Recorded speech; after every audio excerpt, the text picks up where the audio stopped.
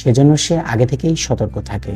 সে এমনকি তার ক্রু মেম্বারদেরকে নিয়ে ড্রিলও করে, যদি কোনোভাবে তারা আক্রমণের শিকার হয় কিভাবে সেখান থেকে তারা রক্ষা পাবে। এ সময় রিচার্ড দূরবীনের সাহায্যে সমুদ্রে দেখতে পায় অনেক দূরে তাদের জাহাজের দিকে দুটি বোট আসছে। রিচার্ড জাহাজের রাডার স্ক্রিনে দেখতে পায় সেই বোট দুটো তাদের পিছু করছে। তখন রিচার্ড তার ক্রু মেম্বারদেরকে বলে জাহাজ ডান দিকে ঘুরিয়ে নিতে। এরপর তারা যখন জাহাজ ডান দিকে ঘুরিয়ে নেয় তখন রিচার্ড দেখে জাহাজের সাথে সাথে সেই বোট দুটিও তাদের সাথে ঘুরে গেছে আর তাদের জাহাজকে ফলো করছে। রিচার্ড বুঝতে পারে সমুদ্রের ডাকাতিরা তাদের জাহাজ ডাকাতি করতে আসছে। তাই রিচার্ড এই ইনফরমেশন আমেরিকান নেভিকে পাঠিয়ে দেয়। নেভি অপারেটর তখন ফিলিপসকে বলে, তোমরা জাহাজের সব দরজা জানালা বন্ধ করে দাও। তোমাদের জাহাজ যারা ফলো করছে এমনও হতে পারে তারা জেলে, হয়তোবা তারা সমুদ্রে মাছ ধরতে এসেছে। তখন ক্যাপ্টেন ফিলিপস অপারেটরকে বলে, আমি জানি ওরা মাছ ধরতে আসে, কথা বলে ফোন রেখে দেয়। এরপর ক্যাপ্টেন ফিলিপস দূরবীন দিয়ে আবার সেই বোট দুটোকে দেখে। তখন সে দেখতে পায় বোট দুটো তাদের থেকে মাত্র 1 মাইল